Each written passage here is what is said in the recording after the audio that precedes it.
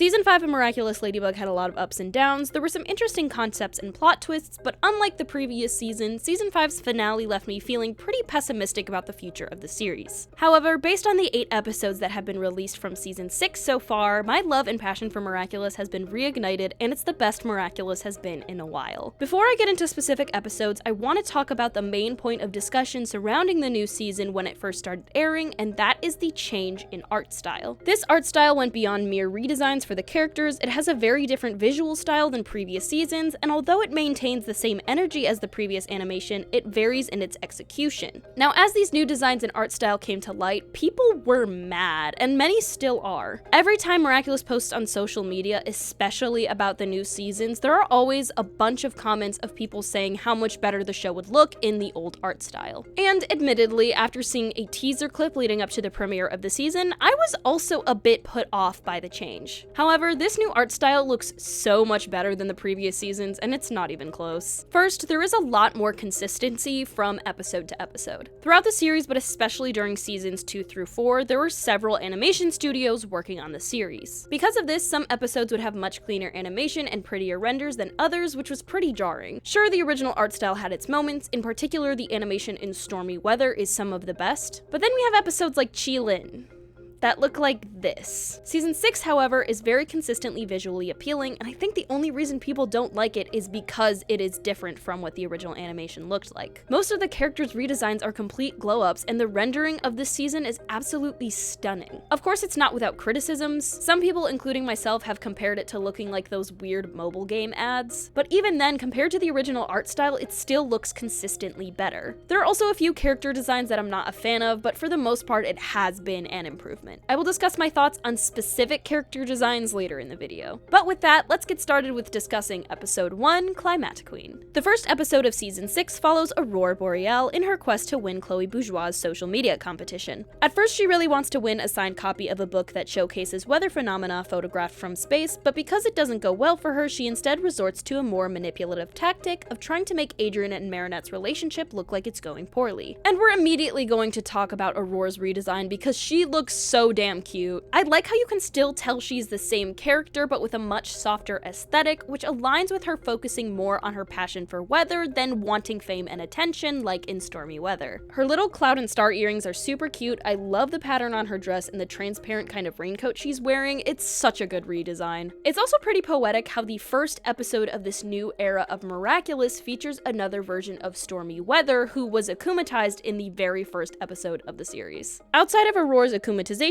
plot, this episode highlights Adrien trying to find his passion, and he and Marinette try out different activities together to try and uncover that passion, which is a fantastic concept to explore coming off of the Season 5 finale where Adrien lost his father who, yes, controlled his life, but also gave him more of a sense of direction in what the rest of his life was going to look like. I mean, we know from Wishmaker his childhood dream was to be what his parents wanted him to be, which showcases from the beginning he hadn't had time to discover what he loves and is passionate about. Also, he and Marinette are absolutely adorable in this episode and throughout the season so far. There's definitely some of Marinette being a hot mess in later episodes that's more reminiscent of her behavior from throughout the series, but I'm enjoying their dynamic in this season a lot more than I did in Season 5. Like, they were fine in Season 5 and had cute moments, but I wasn't as invested in their relationship because it felt kind of stiff and awkward. However, in Season 6, they actually feel like a couple and a partnership, which is really sweet. But while they're on the hunt for Adrien's passion, they try so many different activities, including poetry, which apparently since Dark Cupid, Marinette has lost all of her poetry skills. Your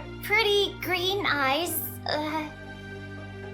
are a really big size? Unfortunately, nothing sticks for Adrien, and it isn't until he's fighting as Cat Noir that he realizes his true passion lies with being a hero and protector of Paris. And us Miraculous fans have been saying that shit for years. There's always been a bit of discourse about Cat Noir being Adrien's true self and how much of his personality is reflected in Cat Noir versus Adrien. And especially with the love square reversal, or more importantly completion, that happened at the start of Season 5, Marinette would still be in love with Adrien even if he acted more like his cat noir personality traits. Climatiqueen I think perfectly represents what Adrien's true self really is, because it isn't as though he is 100% himself as Cat Noir and not himself at all as Adrien. Rather, his passion lies where he's able to be Cat Noir, and that's just one major aspect of his personality. And look, if I was Cat Noir, that would be my passion too, because the scene where he cataclysms the train as he runs through it is so badass. In general, the fight sequences in this episode are a great representation of the potential this season has with the new unlimited miraculous powers. It's established in the flashback at the start of Revelator that all of the Miraculars have trained to no longer transform back after using their powers. Having this limit removed provides the opportunity to more easily combo the hero's powers in fun and interesting ways. In Climatiqueen in particular, the way Pegasus chains his portals together to save the Parisians is so freaking cool. I love when Miraculous has awesome action sequences like this, and I cannot wait to see what else they do with the various Miraculars powers. Overall, I think Climatiqueen is a really solid first episode, showcasing the new status quo with this new butterfly miraculous holder, the new school, and Adrien and Marinette's relationship.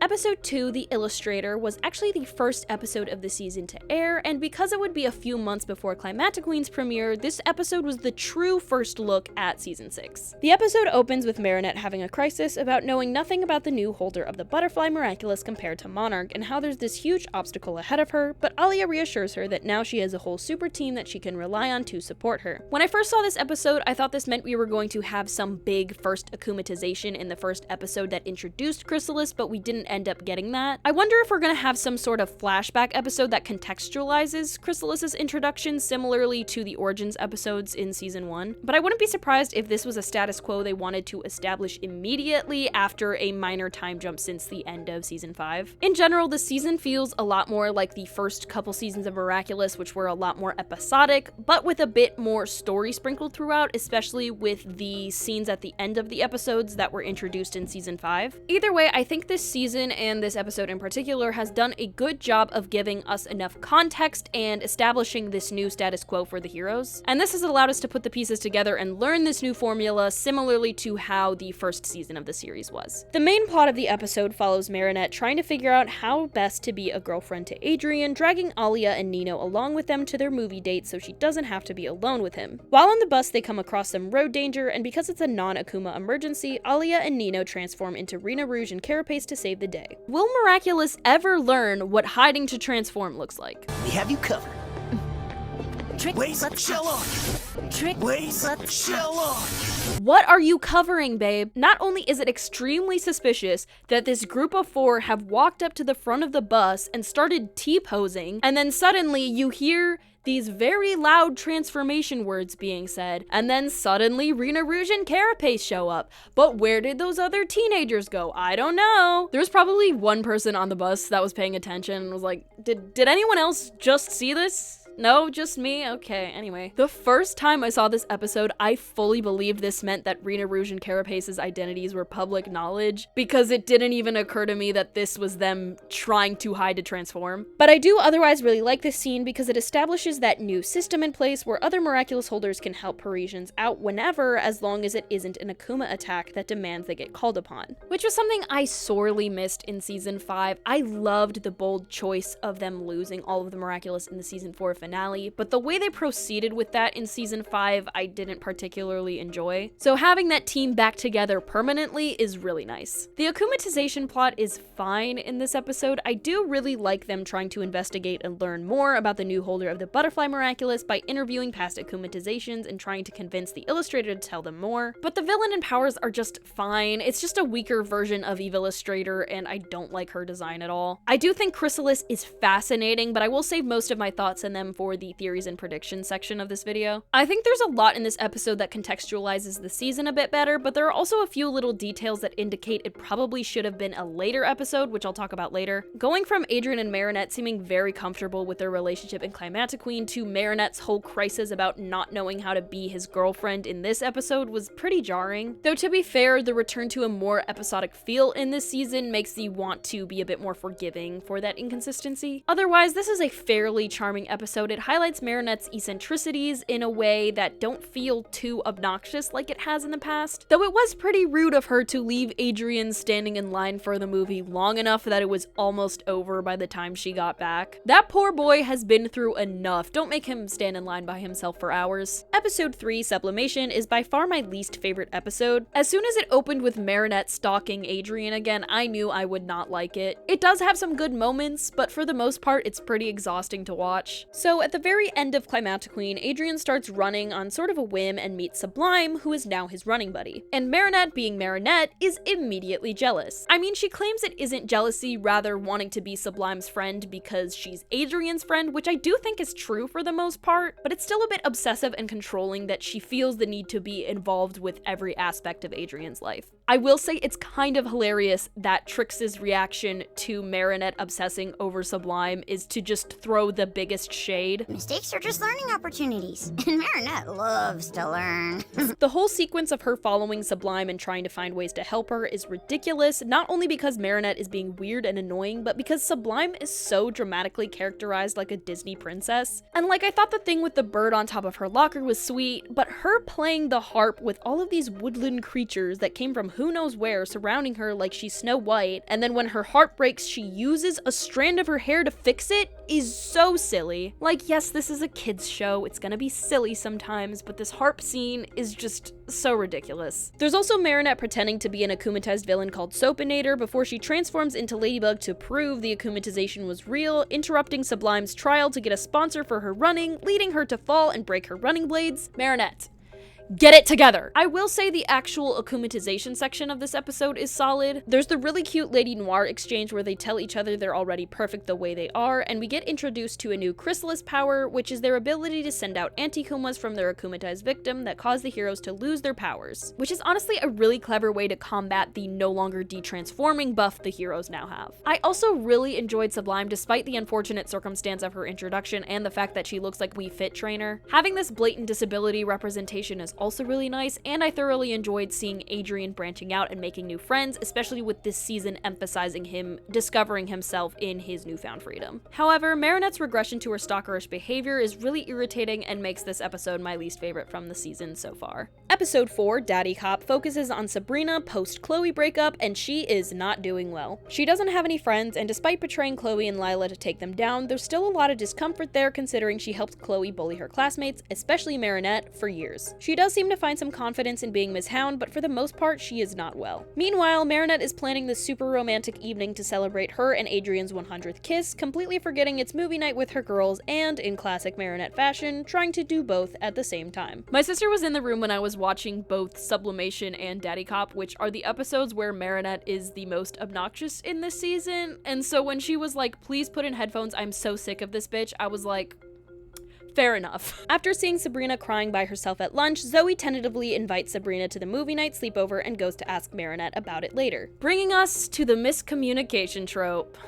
Great. Marinette asks if her friends are chill with having an extra guest, meaning Adrien, while everyone else assumes it's about Sabrina, so Zoe tells her she's officially invited to the sleepover, even though she's not. Not to mention, Adrien has told Marinette repeatedly, I'm not coming to your friend's sleepover, and you are not going to convince me otherwise. Marinette, babe, you gotta start listening to the people around you, I beg of you. Anyway, Sabrina shows up, Marinette is upset and disappointed it isn't Adrien, and Sabrina almost gets akumatized before the akuma is redirected to her dad, Roger, my absolute worstie. I feel like the list of miraculous characters I hate is not particularly long, but Roger is definitely on it. I hate that bitch so much. Ladybug saves Sabrina from the zombies following her around and tries to renounce her miraculous, but Ladybug encourages her to envision herself of who she wants to be instead of what Chloe molded her into. Which is sweet, but I feel like there's a story beat missing here of Marinette realizing, hey, me being obsessed with my boyfriend hurt Sabrina, and now it's kind of my fault that her dad got akumatized. Now, I don't blame her for being confused and upset about her ex-bully showing up at her door instead of her boyfriend and expecting to be invited in, even though she wasn't invited to the sleepover. But she doesn't really have a moment of reflection that I think would have been nice to have, though she does sort of make up for it by inviting Sabrina to the sleepover at the end of the episode, so at least there's that. I will say I did love Zoe and Sabrina's interactions in this episode. There were some kind of gay undertones tones, which I am always here for. Plus, the allusion to Zoe having done some shit back in New York has me intrigued. It also kind of furthers me wishing Zoe was never created and we instead just had Chloe post-redemption, but hey, the past is in the past and Chloe has unfortunately been labeled as irredeemable. Daddycop is a decent episode, better than Sublimation, and I do really like seeing Sabrina's evolution, but I like a lot of the other episodes more. Episode 5, Werepapas, is kind of a weird one because it is simultaneously really serious and a bit darker compared to most of the series, but the akumatization kind of plays things up to be a bit sillier, which is strange. The episode centers around who will become Adrian's legal guardian now that both of his parents are gone, and so he meets his 4 grandparents for the first time to discuss his future. His dad's parents are hippies that own a fast food restaurant, and his mom's parents are stuck-up rich assholes. Actually, correction, just his mom's dad is a stuck-up rich asshole. Millie is a victim of misogyny and verbal abuse, which is surprisingly intense for a kids show. Like, this show has showcased abuse through Gabriel's mistreatment of Adrian throughout, but the way that Lord Graham scolds Millie and talks down to her is kind of hard to watch at times. Millie, be a dear and suffer in silence as you're used to doing so well. I think it's especially tricky because at the end of the episode it kind of has the classic kids show, everyone apologized and is friends now, yay! But it's pretty clear Millie has dealt with a lifetime of abuse and being told to be quiet, which is pretty fucked up. I do also find it quite fascinating that not only are Gabriel's parents very different from him, but he clearly wanted to erase them from his life entirely by adopting a rich lifestyle, never mentioning them to Adrian, and changing his last name to Agrest to remove all association with them. This episode is the first one that starts making it clear that the season 5 finale was not an attempt to redeem Gabriel, and it very clearly reestablishes that he was not a good person. There are things that my daddy and my mommy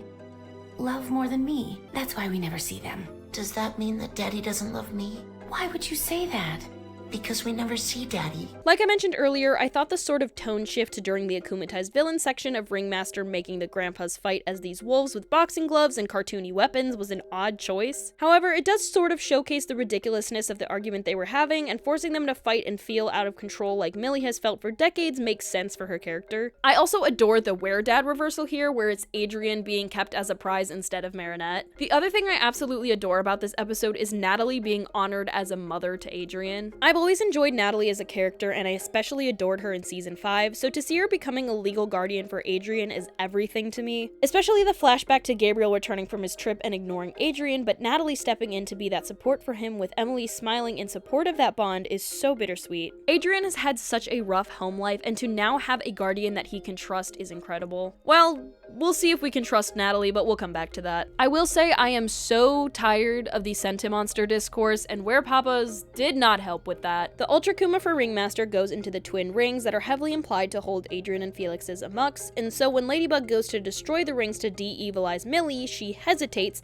looking over to where Adrian is being held, and when the Miraculous Ladybugs reveal Adrian to be okay, she sighs in relief. This is because she knows it contains Adrian's amuck, but I've seen so many people point to this as proof that Adrian isn't a Sentimonster because the amuck didn't come out of the ring when she destroyed it. Apparently, Thomas Astruck explained on Blue Sky that intention very much matters when it comes to the magic of the Miraculous. So when Felix, Adrian, and Kagami's rings were destroyed in the times that they have been used in akumatizations, the reason the amucks didn't come out of them is because there was no intention to release the amuck from the object. I wish this was something that was addressed directly in the show, but the way it's handled Adrian, Felix, and Kagami being Sentimonsters in general has not been entirely clear. It is most explicitly confirmed that Adrian is a Sentimonster, or was at least created with the Peacock Miraculous, but the way it was confirmed in representation was so weird and indirect, and I still see people arguing about it, and I am so over it. Final tangential thought about Werepapas. What is up with the Luca erasure? Marinette's parents and grandparents are so excited to meet Adrian as her boyfriend because It's our first time being in a relationship.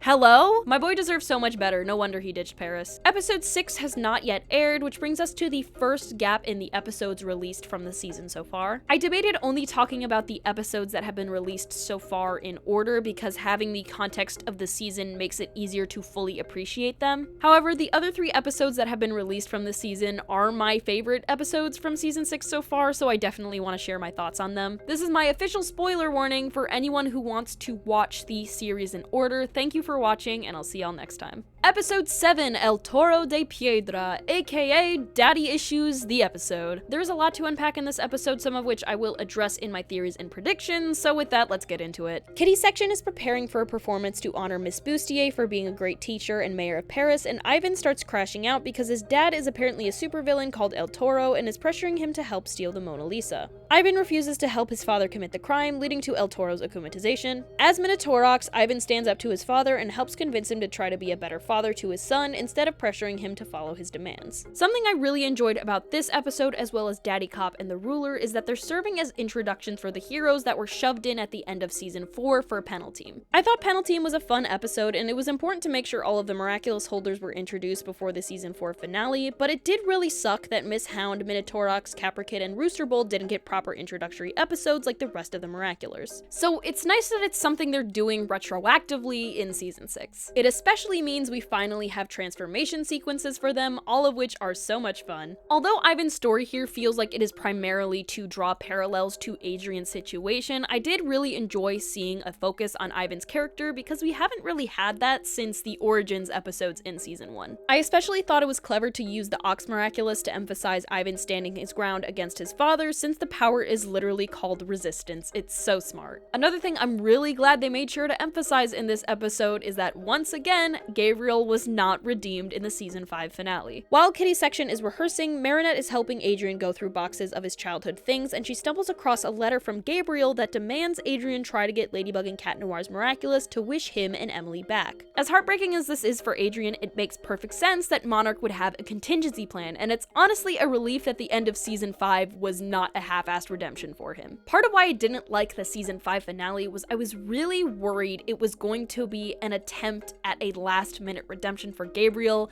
and that Marinette lying about his identity was just going to be accepted as fact and swept under the rug. However, there is a very clear emphasis on the fact that keeping the secret has taken a toll on Marinette, and she's struggling with figuring out the right thing to do. I will expand upon this when I talk about my predictions for the rest of the season, but it feels like this is very much being set up as the central conflict of the season, especially with the parallels being drawn between Ivan and Adrian here. Final thing I want to touch on is how much I freaking love Juleka. Not only did we finally get a Jewel Rose kiss as they deserve, but Juleka got to sing her heart out on stage like the queen she is. I honestly really liked the choice to have Juleka's song over the silent fight sequence with the akumatized villain. It was really artistic in a way that I found pretty compelling. They managed to showcase several characters and beats in one episode in a way that didn't feel oversaturated. I thoroughly enjoyed El Toro de Piedra for the way it balanced overarching story elements and minor character focus. Revelator is the biggest episode when it comes to my predictions for the rest of the season, but here are my general thoughts on the episode for now.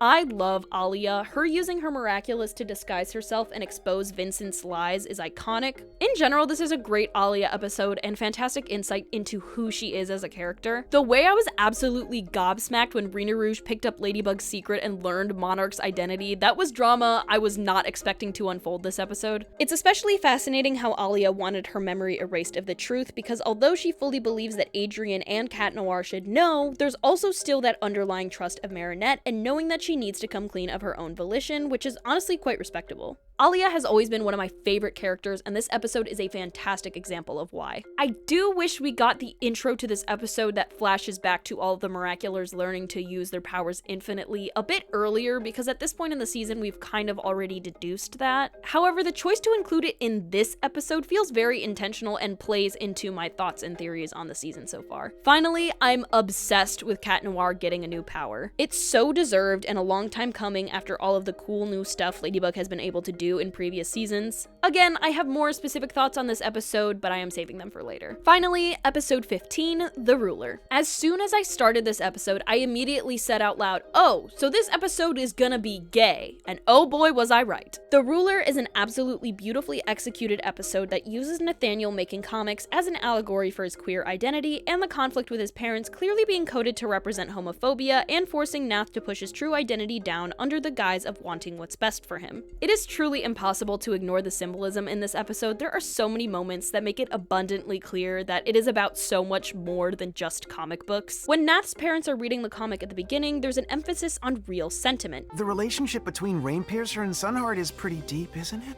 No, I'm talking about real sentiment. For example, in the next issue, the two knights could both fall in love with deep darkness. This point is re-emphasized when his parents read the new script for the comic in which Sunheart and Brainpiercer are unapologetically in love and say, I told you that's not what people want to see. This language is so clearly a representation of the heteronormativity in media and how Nath's parents reject anything that is different. However, that rejection goes far beyond the comics and extends to Nathaniel himself. Taking the episode as literally as possible, Nath's parents and especially his mother attempt to control and restrict him expressing himself by not allowing him to continue to work on comics, which is quite literally his passion. But examining this control through a symbolic lens, the comics clearly represent Nathaniel's queerness. The language used when describing the comic directly ties Sunheart and Brainpiercer's story to Nath and Mark. It's like you. It is you. Sunheart and Rainpiercer is our story. Mine and yours. What we've done is genuine, and when my mom reads it, she'll see how beautiful our story is. Beautiful and important to us. When Nathaniel goes to Marinette's after shredding all copies of the comics, he says, If I do something else, I can become someone else. It's abundantly clear that he has, in this moment, accepted his parents' demands and will force himself to no longer be true to who he is. Tying this to Nathaniel's mother's need to control and convert him, her akumatization perfectly represents the victimization a lot of bigoted parents express when their kids don't align with their vision for what they're meant to be. The speech Chrysalis gives Nath's mother not only reflects her need to control her son, but specifically uses the words straight and convert, which is a very intentional way of tying the literal events of the episode to its allegorical intention. Do you wish to set things straight again? Being able to convert your son to match your vision of the world. The end of the episode where Nathaniel's parents turn around to support him is also very clearly about his identity. Mark and Nath hold hands as his dad admits that there is real sentiment in the comic, which was the initial criticism that brought forth his heteronormative suggestion. When the four of them hug in the final cover image, the background is of Sunheart and Brainpiercer kissing under a rainbow. It's sort of like a last minute, hey, if you didn't get that this episode was about being queer, here you go. And of course, we have the final scene where Nathaniel and Mark reveal their identities to each other, not only paralleling their comic, but Nath says, say something immediately after transforming, which is exactly what Marinette says in Ephemeral after revealing her identity to Adrian. Please, say something. Say something. Not to mention all of the super intimate moments between Mark and Nathaniel throughout the entire episode, I'm so glad we finally got an episode dedicated to these two when it's been pretty clear that they were intended to be together since Mark's introduction. Back during season 2, Miraculous made these little shorts where Marinette shared her thoughts on different characters. In Nathaniel's, she specifically calls out how he was in love with her and then Ladybug, but It seems like Nath has been more interested in the manga contest they're entering together than his feelings for Ladybug. I wonder what they could have meant by that. As much as I wish this episode was more blatant in its queer representation, with censorship and the heavy subject matter of homophobia and bigotry, I understand why they relied on allegory, and even then, it should be abundantly clear to anyone with critical thinking skills what this episode is truly about. Overall, I absolutely loved The Ruler. It's a beautiful episode, and I'm so glad it was included in the show. Before I rank the 8 episodes that are out so far, I need to address something that I never thought I would have to talk about again, and that is the watch order. The episode order for the first 2 seasons is really confusing because there wasn't really a set order. There were general story beats, particularly in season 2, but season 1 especially is just kind of a free-for-all. And then when season 3 started airing, it got really confusing when certain events were supposed to happen before other episodes. Fortunately, with accounts like Ladybug Watch Order and the fact that seasons 3 through 5 all follow the production order, there was at least a guideline on the correct order to watch these episodes, even though streaming services kind of had them all over the place. So it seemed like watch order was no longer an issue.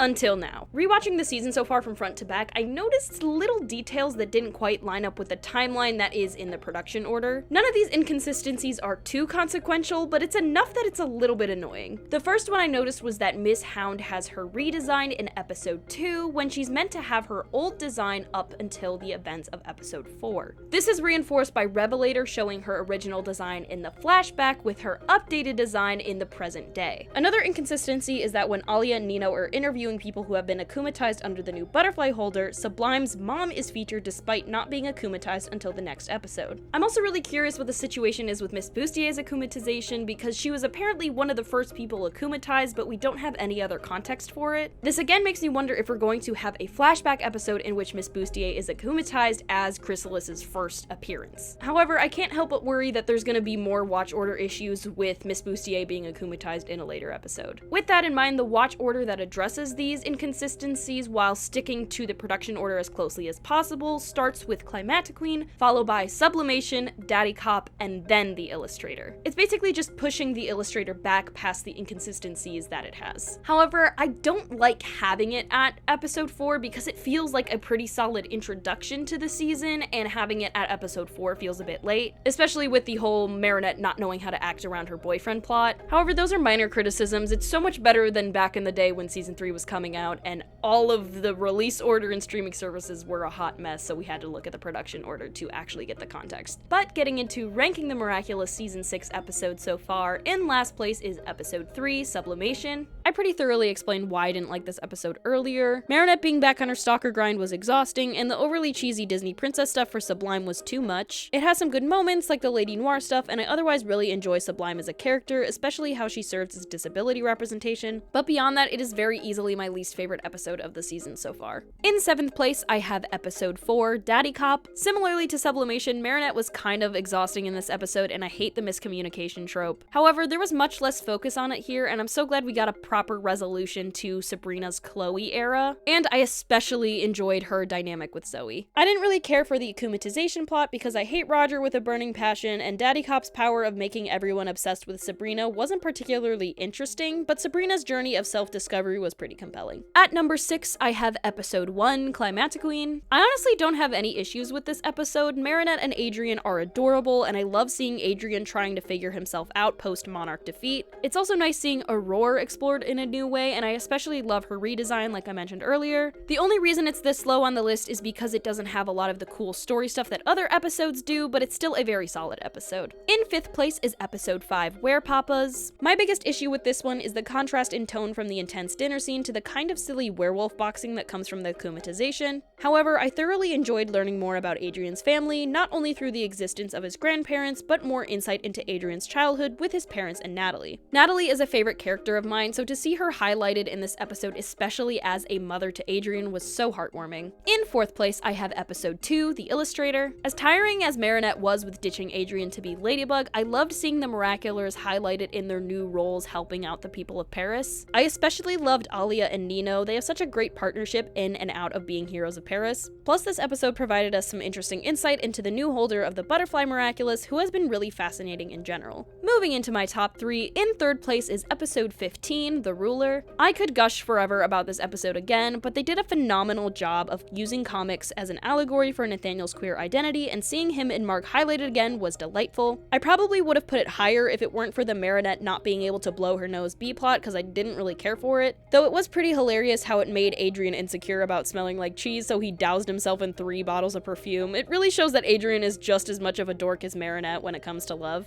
In 2nd place, I have episode 11, Revelator. Once again, Alia is that guy. I love her so much. Not only is she on her queen shit the whole episode, but the drama with her and Ladybug was fascinating, and I loved Cat Noir getting a new ability as he deserves. Finally, my favorite episode from season 6 so far is episode 7, El Toro de Piedra. The exploration of Ivan's conflict with his supervillain dad being used to parallel Adrien's situation, and Marinette's uncertainty about telling him the truth is quite compelling. Plus, the weird stuff with Natalie and whatever weird cult she's involved with is very intriguing. I also love Jula Rose in this episode, and especially Julika. My girl absolutely slayed. In general, season 6 has had such phenomenal episodes so far, and I cannot wait to see what else comes out of this season. A few months ago, I rated all of the civilian and hero redesigns from season 6, but that was back when most of the designs we only really saw in the intro, and a lot of them do the characters a disservice, so we're rating them again. First up, we have Marinette and Ladybug's redesigns. I really like Marinette's redesign. I think it's a slight glow up from her previous design and a really cute variation of it. I think the new jacket with the flower embroidery is super cute. I've seen some people say they don't like the pink shorts with the tights, but I personally really like them as well. Something else I really like about Marinette's design here is her face. That is the one part of her design that I do think specifically improved with the art style change. I would give season 6 Marinette's design a 10 out of 10. I think it's really cute. Now, Ladybug's redesign is absolutely stunning. I love how her suit has a new pattern to it and has so much more texture and layers in the fabric that looks really clean. I loved how season 4 introduced her Lucky Charm suit as the first variation from her original design, but to have a permanent design for Ladybug that is more than just red with spots was was long overdue. I also really like the red at the end of her pigtails, it's such a fun little addition. I'm also giving her a 10 out of 10, she looks great.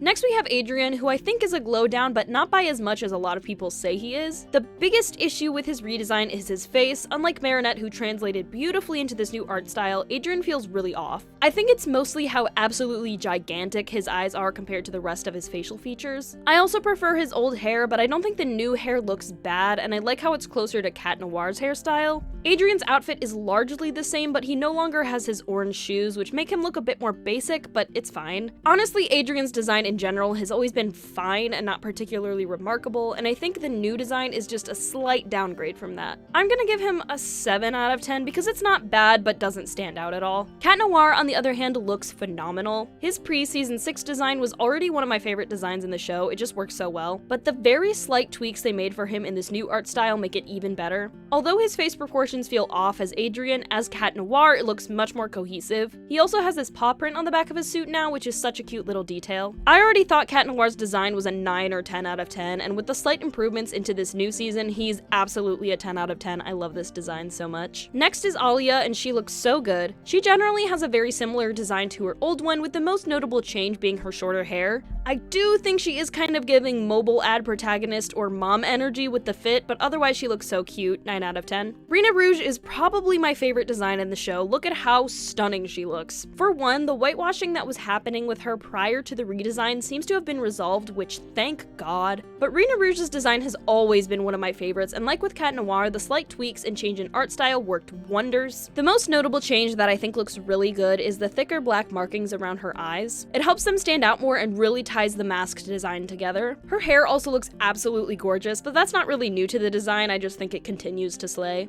I believe she also has her miraculous symbol on her back, as do the other heroes, which is cute. Rena Rouge gets a 10 out of 10, she looks great. Next we have Nino, and they gave my boy such a glow up this season. Changing his t-shirt to a hoodie was such a good move, his hair has so much more texture now, and his face looks great in the new art style. I think he generally exudes so much more confidence in his vibe this season, and that reflects itself in his design. His civilian design gets a 10 out of 10, and so does Carapace, because look at him. Carapace's original design I generally vibed with, but it always felt kind of unbalanced. However, the new model has taken the base design and added a lot more texture to it, particularly with the hexagon on his chest feeling a lot more cohesive instead of just printed on. I love the addition of the gold accents on his hood and the orange lenses in his goggles. An absolutely stunning design, 10 out of 10. Now, Chloe has only been featured in a couple episodes on social media since she's no longer in Paris, but we see enough of her that it's worth acknowledging. I've seen a lot of people love this redesign, but I do not. I'm not a fan of her new hairstyle. The way it droops down at the sides looks really weird to me. Her face also feels off, especially with how aggressive her eyeshadow is, which was part of her original design but worked so much better in that style because it fit the shape of her eyes so much better. I also don't like the honeycomb texture on her jacket, and especially not on her skirt. The skirt would have looked so much better if it was solid black instead of having the exact same texture as her jacket. I also don't like the incorporation of the bee motif into her design if she's completely written off as not ever being redeemed or getting the bee miraculous back, especially when it wasn't part of her design originally. It's not a super offensive redesign, but I don't like it, so I give her a 5 out of 10. Back when we only saw Zoe in the intro, I had mixed feelings about her design because her render here looks a bit off. However, in the actual show, she looks adorable, and I love the changes they made.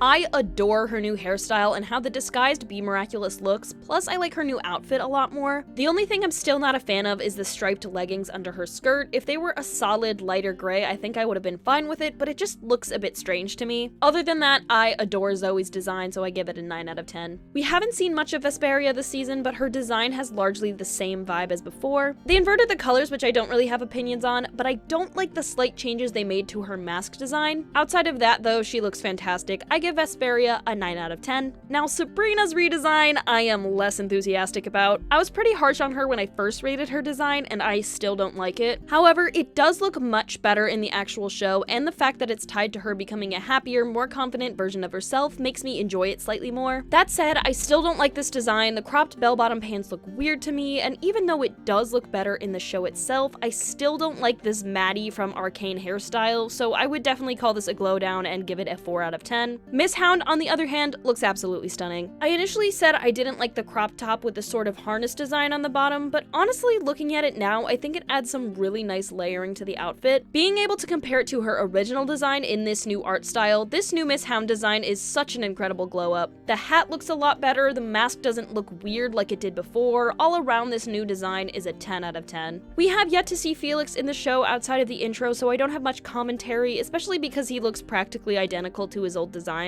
Based on him being identical to Adrian, I probably won't be a fan of his new face model, but I can't properly judge until I see him. Felix is just Adrian with a different hairstyle and suit, so I'll just give him a base score of 7 out of 10 for now to be safe. Like with Vesperia and many of the other heroes, we've only seen Argos in the intro and Revelator flashback. He looks pretty much the same as before, and I've never really vibed with his design, but it's not bad. In this render in particular, I think his eyes look really weird, but I hope that's just a weird lighting thing. Either way, I give Argos a 6 out of 10. I don't really like his design, but it's okay. I have some mixed feelings on Kagami's new design. It's very similar to her original outfit, but I like the new outfit more, and I especially think her face looks better too. The two main issues I have with her are her hair and her skirt. In some shots, Kagami's hair looks way too big on top and way too short on the sides, but in other shots it looks really cute. I definitely prefer her old hair since it feels a lot more balanced and has more volume, but I don't mind the change that much. I think Kagami's skirt is cute, but it looks like it's pulled up way too high in a lot of the shots. If it were moved down a few inches, I think it would be totally fine. Outside of those nitpicks, I think Kagami looks adorable and is a glow up from her old design, so I give her a 9 out of 10. Ryuko looks gorgeous. The only thing I miss from her old design is the dragon spiraling down her one leg, but the rest of the design looks so stunning that I can forgive that. The new hairstyle looks really good. I love how her hair accessories look so much more like horns than before, and the rendering of the gold accents looks so pretty. Plus, the color variation across the outfit makes it look like more than a simple bodysuit like her old design. It's a definite glow up and a 10 out of 10. Luca is tricky because the outfit he has in the intro isn't the outfit we see him wearing in El Toro de Piedra. His face and hair are the same but look better in this style. He doesn't have that cursed dead-eyed stare anymore. I also think his Brazil shirt looks nice from what we can see of it. I'm not sure if we'll see this full outfit, but I am curious what the rest of it looks like. As for the design from the intro, I still think it looks like a worse version of his old design. The shirt looks way too low cut and I miss there being a pattern on it, and I hate the way they swapped out his really cool shoes for these boring brown boots. It's a glow down for sure, but because his base design is solid, I still like it for the most part, so I give it a 7 out of 10. Seeing Viperion at the start of Revelator definitely made me change my mind about him. I still prefer the old pattern of his suit and the texture it had throughout, but up close this new design still looks pretty good. I've completely 180'd on this snake bite chin pattern. At first I thought it looked weird, but if I'm being honest, it actually kinda slays. I also miss the pattern from his old mask, but the trade-off for his new snake eyes is honestly so worth it. I wouldn't say it's a glow up or glow down, just a really solid, different version of the design, so I give him an 8 out of 10. I'm actually obsessed with Julika's redesign. The only thing I'm not a fan of is the green lipstick. I guess they wanted to keep the green accents from her old design, but I wish they just kept it to her nails. I kinda prefer her old shirt/dress design, but this new version of it still looks good. Other than that, she looks amazing. The new half-shaved hair looks fantastic and is so fitting for her. I love Julika so much. Her new design is great, 9 out of 10. From what we've seen of Purple Tigress, she looks incredible. I loved her original design and I think she looks even better here. The hairstyle has so much more volume and looks beautiful. Like with Argos, her eyes look kind of weird in this render, but again, it's probably just the lighting. Definite glow up, definite 10 out of 10, she looks gorgeous. Like with Sabrina, I still really don't like Rose's redesign, but it looks so much better in the show than in the intro. The best example of this is her makeup. Seeing it up close, it actually looks really cute. I still don't like her new hair and the bow tied in, and I still don't like her puffy sleeves, and I still don't like the long white socks. Like I mentioned last time, another reason I don't like this design is my personal taste not aligning with the super bubbly, girly pink aesthetic Rose has. But outside of that bias, it just looks weird. So same as Sabrina, I think this is a glow down and I give her a 4 out of 10. I think Pagella looks better than her original design, largely due to her actually reading as a pig, unlike her old design, but there are still some things I don't love about it. The sort of half skirt coming off the sides instead of a full tutu looks a bit off, and as with Rose's civilian design, her aesthetic isn't my personal vibe.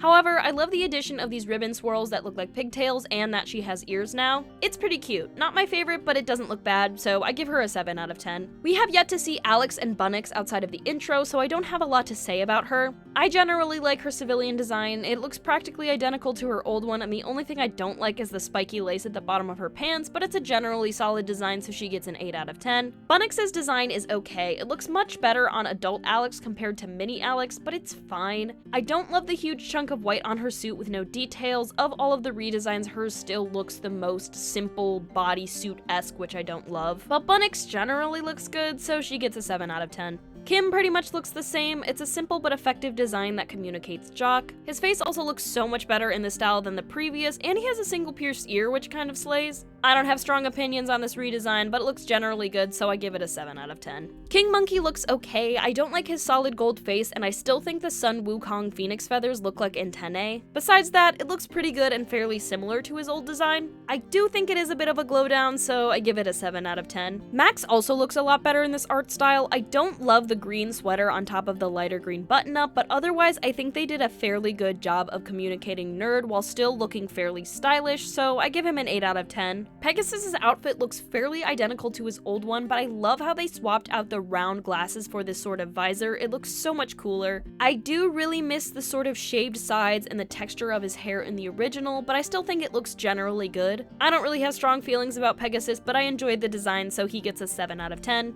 At first I didn't really like Nathaniel's redesign because I didn't vibe with the overalls, but after watching the ruler, this design is so much better than his original. The biggest improvement is his face and hair. He actually looks like a ginger now with the freckles and the more natural hair color instead of this dark red he used to have. And although I initially didn't like his overalls, they suit his character so much better, and I especially love how the paint splatters have the bisexual flag colors. It's definitely a glow up. It's pretty simple compared to some of the other designs, but works well, so I give it an 8 out of 10. Capper Kid is also definitely a glow up. Part of why his original design looked kind of weird is because the lighting and penalty made it look kind of green, which definitely did it a disservice. But beyond that, there were things with his outfit that I didn't like, such as his hair, mask, and horns, all three of which look so much better in Season 6. His new outfit also looks a bit more coherent, and I adore the fur on his pants with the hoof-shaped boots. I think it communicates goat much more effectively. Capper Kid's Season 6 design is an absolute glow-up and gets a 10 out of 10. I love it so much. Mark's design also hasn't changed much, and I still don't really vibe with his tie-dye shirt plus the red jacket, but his face looks so good. I've always thought Mark looked kind of cursed. Something about his face proportions felt really off and uncanny. However, the new art style fixed that, and the asymmetrical makeup looks really nice as well. Plus, his hair looks a lot better now that he has these more defined bangs instead of the middle part he used to have. I still don't love his design, but it looks so much better this season, so it gets a 7 out of 10.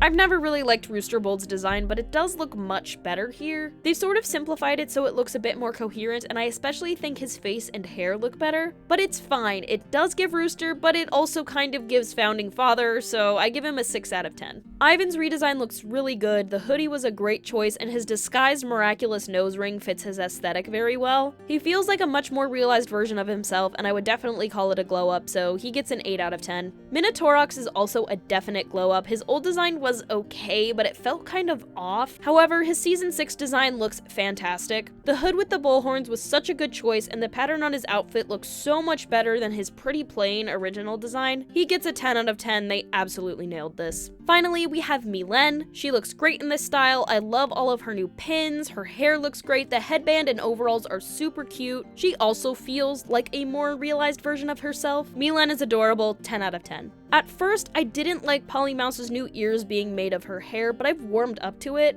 I still prefer the hood having the ears on it, but the new design is fun and unique in this regard. I don't really like the new jacket and how it's connected at the top and splits to the side, but otherwise her outfit does look more detailed, which is an improvement. Polly Mouse looks pretty good, but still nowhere near Multi-Mouse levels of good, so I give her a 7 out of 10. Anyway, those are just my thoughts on the character redesigns from the season so far. Let me know if you agree or not. Most of them I do really enjoy, but there are some that I'm just not a huge fan of. But now I want to talk about the new Butterfly Miraculous holder, Chrysalis. I am obsessed with the new direction they're taking the Butterfly Miraculous this season. It very much has that same general formula of akumatization, but there are some unique variations. The first thing of note is the akumatization sequence itself. I love how much more manipulative and almost friendly Chrysalis's tone is compared to Monarch. Instead of demanding the victim serve them and get Ladybug and Cat Noir's Miraculous, Chrysalis convinces them by focusing more on wanting to help them, using gentler language like opening with "Forgive my intrusion," and allowing the villains to name same themselves. Asking for the hero's Miraculous is also often posed as a suggestion. It's an incentive for the villain to continue using their powers as part of their personal mission instead of being a part of the original agreement that happened with the akumatization.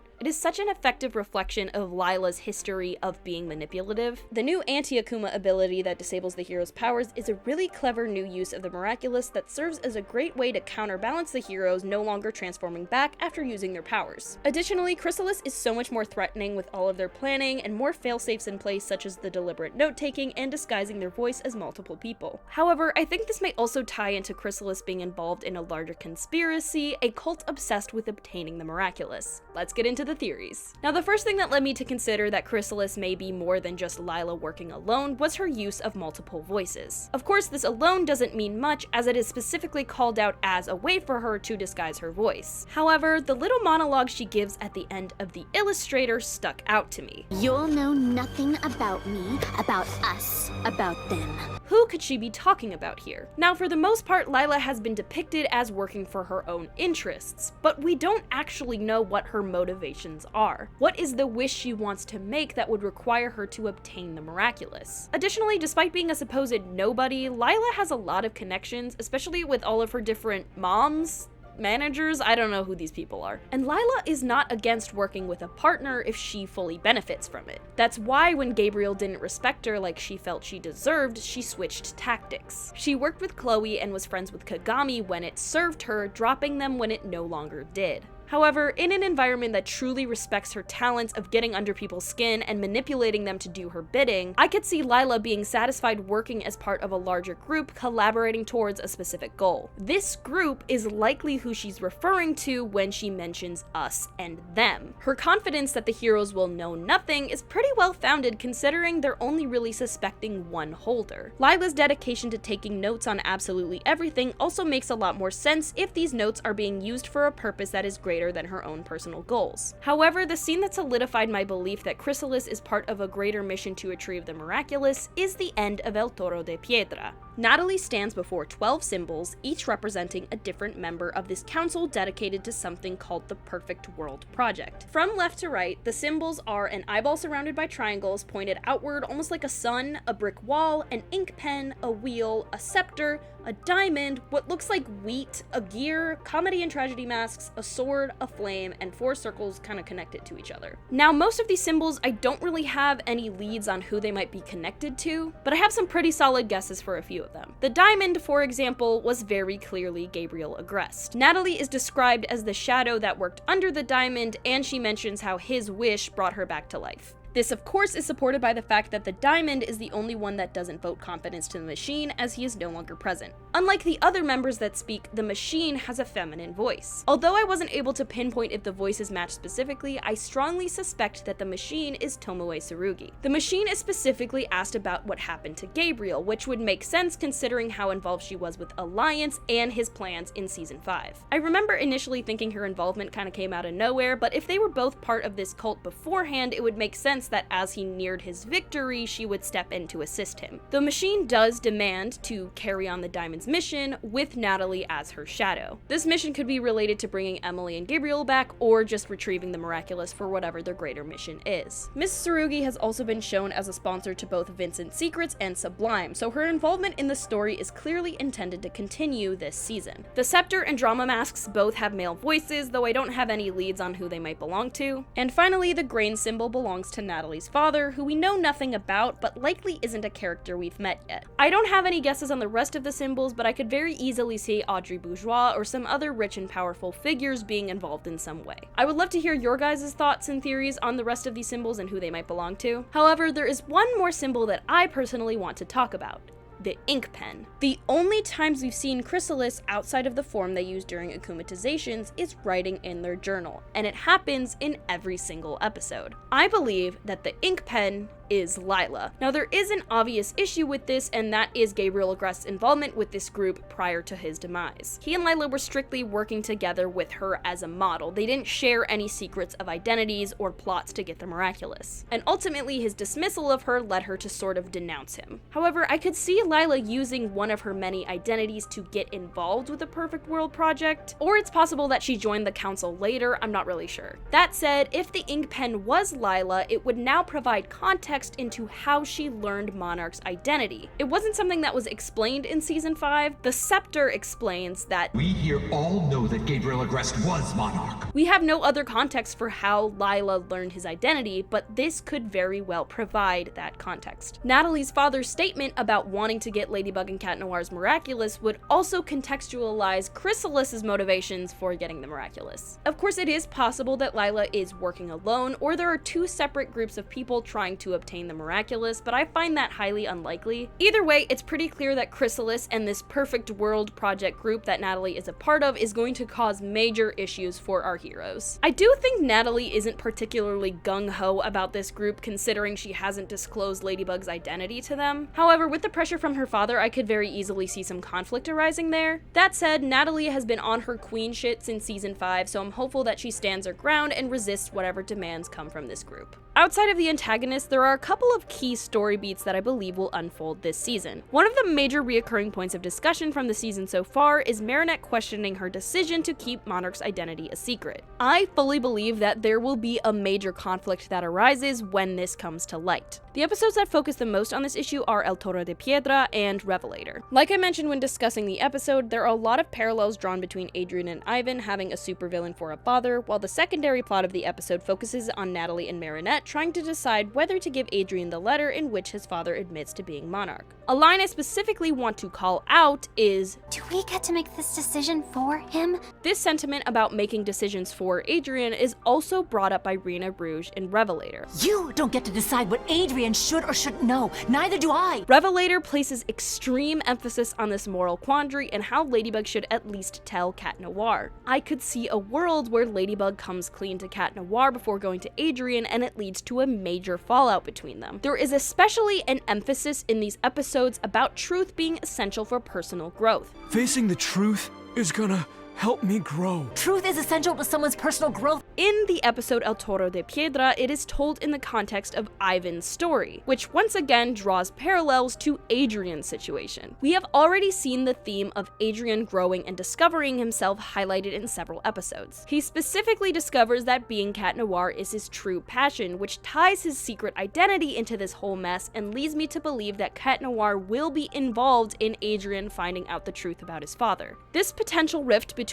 Adrien and Marinette is also reflected in the imagery that has been used when discussing this topic so far. The new intro for this season reflects this, as the visual associated with the line "there's something about me that no one knows yet" is no longer related to her identity as Ladybug, but Monarch's true identity. In this shot, Marinette and Adrien are holding onto each other but looking away from each other. I believe this is meant to foreshadow that rift from Monarch's identity being revealed, putting a damper on their relationship. This is also supported by the end visual for El Toro de Piedra being the popcorn frog lurking ominously as Marinette and Adrien hug while cloaked in shadow. I could be reading a bit too much into that one, but it feels kind of threatening to me. But I also suspect the revelation of Monarch's identity could potentially lead to a major akumatization and even the reveal. Episode 22 of season 6 is called Lady Chaos, which immediately stands out to me as either Alia or Ladybug being akumatized. I could see a situation where Alia is akumatized into Lady Chaos after learning the truth about Monarch's identity. However, based on the conversation Marinette and Alia have at the end of Revelator, I don't think Alia would necessarily get akumatized over this, especially with her determination to help her after learning she has a secret she's struggling to share. Of course, this could be me being overly optimistic, but I believe Lady Chaos is Ladybug akumatized. For one, the episode 22 slot has previously featured episodes like Cat Blanc in season 3 and Ephemeral in season 4, both of which feature Adrien's akumatization and revealed identities. If Ladybug Ladybug were akumatized, I could very easily see it fitting into this episode slot. Second, Lady Chaos would make perfect sense with the Ladybug Miraculous's powers. The power of good luck creating sort of random objects could very easily be spun into something chaotic under the influence of an Akuma. I could also see Lady Chaos not being Ladybug, but Marinette akumatized, and Alia needing to take over as Scarabella, as was the contingency plan they came up with at the end of the Illustrhator. But how does this akumatization tie specifically into Monarch's identity and the reveal? Let's say Cat Noir discovers that Ladybug lied to him about Monarch, and he becomes very cold and closed off to her. This could eventually spiral into all of the Miraculars turning against her, and in her isolation, leading her to be akumatized. Alternatively, in his anger, Cat Noir could give away his identity to Ladybug, making her even more devastated. Ladybug or Marinette being akumatized also inherently puts her identity at risk, and this is where Cat Noir's new power comes in. In Revelator, Cat Noir is able to erase Rena Rouge's memory of Ladybug's secret by using his miraculous Cat Noir power. What if,